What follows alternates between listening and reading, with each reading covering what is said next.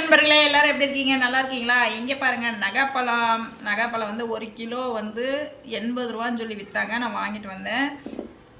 இதை வச்சு ஒரு டிப்ஸ் சொல்ல போகிறேன். பிடிச்சா கேளுங்க, பிடிக்கலாம் விட்டுருங்க. சரியா?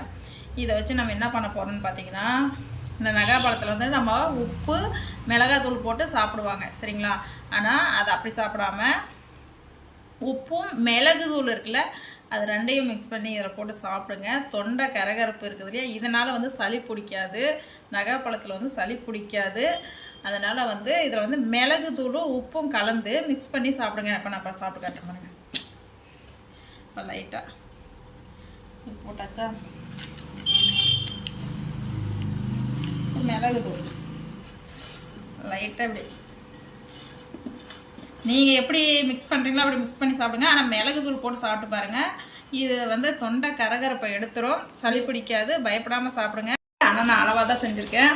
உப்பு அதிகமாக போட்டாதீங்க, அளவாக மிளகாத்தூள் போடாதீங்க, பெப்பர் தூள் போட்டு சாப்பிடுங்க. தொண்டை கரகரப்பு போயிடும். இந்த டிப்ஸ் உங்களுக்கு பிடிச்சிருந்ததுன்னா ஒரு லைக் பண்ணுங்கள், ஒரு கமெண்ட் பண்ணுங்கள், ஷேர் பண்ணுங்கள். ஓகே, பாய். எப்படி சாப்பிடுங்க?